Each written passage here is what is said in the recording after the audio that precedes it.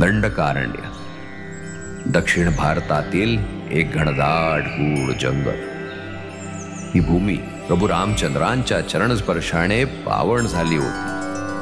त्यांच्या तेजाने इथल्या मातीला एक वेगळेच पावित्र्य लाभले होते.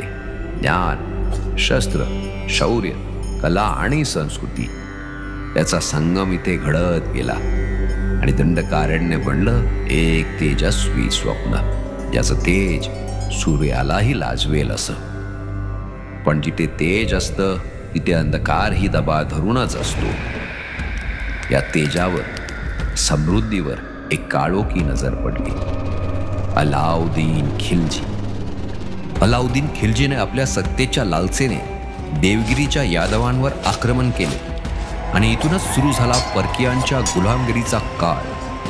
समृद्धतेच्या वसाहती तुटल्या, देवळं पाडण्यात आली, गावं जाळण्यात आली, संस्कृतीचा गाभा हदरून गेला आणि पुढची तब्बल 400 वर्ष या भूमीने गुलामीचे, अन्यायाचे तटके सहन केले.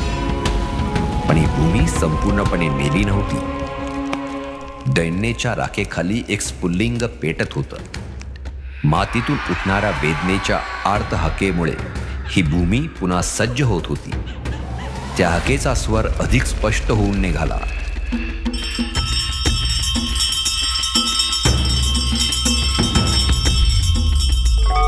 हे चंड मुंड भंडासुर खंडिनी, उदंड दंड महिषासुर मर्दिनी दुर्गे, महाराष्ट्र धर्मरक्षिके जगदंबे, मला एक उत्तर दे जो परकीयांच्या जाताला संपवेल आणि हिंदवी स्वराज्याचं स्वप्न साकारेल.